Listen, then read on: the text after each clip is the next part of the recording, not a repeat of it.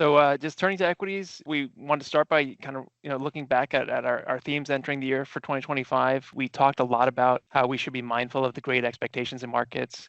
We saw crowded positioning, stretched valuations, and pretty optimistic sentiment, which could set us up for disappointments throughout the year. And while a lot of these metrics have recalibrated here in the last 6 weeks, we think maybe there's still a little bit of room to go. So what's fascinating is the first 6 weeks of the year, we actually had a pretty solid start for the S&P 500, one of our better starts on record. Since February 18th, however, the market has certainly given back much of those gains, and now we're off to our fourth worst start in the last 100 years on the S&P 500. I think one encouraging point, though, is that historically, weak starts do not always make for full year weak markets. About 70% of the time, the market has been higher for the remainder of the year by an average of 18% on the S&P 500 following those 10 worst starts to the year. So some other stats we'll touch on, but also, what we said for equity investors, this might mean being comfortable, being uncomfortable. We should expect greater uncertainty, both from a policy standpoint, from a market volatility standpoint, probably see greater dispersion across markets. We have seen some of that play out this year, which we'll get into. And what we said that meant for investors is probably to reduce some of that concentrated positioning, look to capitalize on the benefits of diversification, not take too much beta or risk in your equity allocation until we saw some resets in some of that crowded positioning, and ultimately focusing on higher quality across sort of global equities. Higher quality companies tend to be great at weathering those challenging economic periods and volatile periods in the markets. And then in terms of our current positioning, looking to kind of remain where we entered the year, saying, we think there's still a lot of benefit to having a balanced approach between value and growth. We like sort of migrating up in capitalization, so focusing on larger cap relative to the smaller cap segment. And then just looking to international equities as a place for diversification to sort of sidestep some of this U.S. equity market volatility. And as you can see in the chart on the right, we have seen a lot of dispersion this year in global equity benchmarks. That dispersion is one of the reasons why diversification is working really well. But maybe on the next page, Cameron, we can talk about the scenario analysis. We had this page in our year ahead outlook. What's interesting is we've sort of slowly moved here from the center of this scenario analysis, where we entered the year trading at 5,700. We traded up to around 6,000 on the S&P 500. That was around 22 times forward, forward estimates that were pretty lofty. We've since repriced here as earnings expectations have moderated, as valuations have come down due to all the uncertainty in the market. So still a wide range of outcomes. We said that's certainly possible this year, but I think as long as the uncertainty remains high, that likely acts as an anchor on overall market valuation. That also probably presents challenges to the earnings environment, as Cameron talked about, with operating margins still expected to be pretty high this year. Turning to the next page, I wanted to show how all this uncertainty and volatility ranks relative to history. Certainly, we've seen some record levels of policy uncertainty in recent weeks. We saw the VIX trade above 45 for 3 straight days 2 weeks ago, sort of right before the tariff pivot from the administration. The good news is typically uncertainty and volatility have historically been good periods to be adding to equities. If you look at the 8 most volatile periods in history, one of which we saw 2 weeks ago, historically, the market's been higher a year later, 8 out of 8 times by an average of about 12%. So I think there is merit to looking at equities when the sort of consensus is fearful, but we think there may be a little bit more wood to chop there. And then looking at positioning and sort of sentiment, we have seen this substantially reset. If you look at when we entered the year, we saw consolidated equity positioning was closest to the highest levels on record. We have since seen that reset now in the last couple of weeks to sort of a much lower level of positioning, suggests that some of these crowded trades have been unwound. We have seen some capitulation in markets. If you look at sort of the percentage of companies trading above their 200-day moving average, 2 weeks ago, that reached about 15%.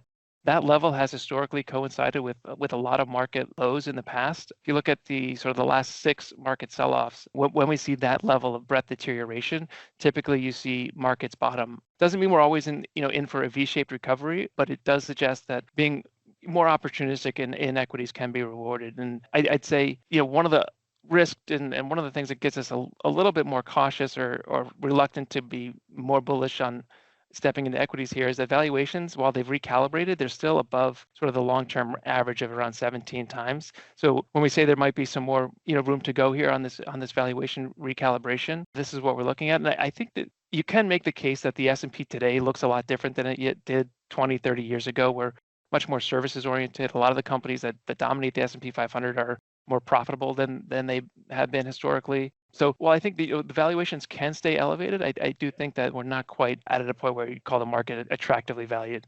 And another headwind to markets has been the earnings revisions or the expectations for earnings growth for 2025 and 2026. This had been a tailwind to equity markets over the past 2 years. In the last couple of months, we started to see these estimates roll over, reflecting some of the economic concerns out there. This is not always a great market timing tool, but it just suggests that there is another headwind that we need to be mindful of. And when earnings revisions stop going up, it likely means that the market has trouble, continuing to go up. And as you see on the next page, we have seen these earnings revisions on the S&P 500 level off. It's not just within the S&P 500, it's a lot of companies that have seen this trend and leveling off, but also the Magnificent Seven segment. This is one of the most powerful groups in the market. Those 7 companies account for about 30% of the S&P weight. They've accounted for over 50% of the S&P return over the past 2 years. And that group has now started to see their earnings expectations for 2025 and 2026 come down a little bit. Maybe we could talk more about the Mag 7 at the end of this section, but just a couple headwinds to note there. And I think when we see these headwinds and all this uncertainty and volatility, it's important to think about the long-term trend in equities and why we are equity investors. And it's to benefit from the power of compounding, and it's not to be shaken out when we see these levels of volatility. And what this chart looks at is that the 200-week moving average on the S&P 500 going back to 2000. Historically, the 200-week moving average has been a good time to be buying into equities. We've traded around the 200-week moving average about 6 times in the last 2 decades. 2 of those 6 times were the financial crisis and COVID, as you can see in the chart here. It doesn't always mean that will bounce off that support level, but when we see these growth scares in the market, typically we trade down to this level of support, and it's acted as a pretty good place for equity investors to be putting money to work. And so on this chart, you can see that the 200-week moving average is around 4,700 on the S&P. That might be a point, if we get there, that we would say that the risk reward is certainly more attractive. Doesn't mean we can't bounce off where we are today either. We've seen that happen in the past as well. And then also framing the context around the S&P 500 and looking at prior drawdowns or corrections of greater than 10%. When we see these corrections of 10%, there have been 20 of these since 1950. And while the max decline has averaged around 20%, the average 1-year and 3-year returns off of these 10% corrections that we've seen in the past have actually been quite strong, averaging 11% over the subsequent 12 months and 37% cumulative over the subsequent 3 years. So I think it's important to understand that volatility and corrections are part of being an investor in equities. Certainly, corrections can turn into bear markets. That happens about 20 to 25% of the time. But even bear markets are not necessarily a reason to panic or sell equities. We've seen 11 bear markets since 1950. They occur about every 5 to 6 years on average, although we've seen 3 now in the last 5 years. So we've certainly been dealing with these more frequently than we would have expected. The average bear market decline is around 30% on the S&P 500. Typically, those bear markets caused by geopolitical shocks and policy are not as severe as the ones that are caused by bubbles bursting or true financial dislocations. But even if you had invested at the start of any one of those bear markets in the last 50 years, your returns would have been higher a year later, and 8 out of 11 of those bear markets by an average of 17%.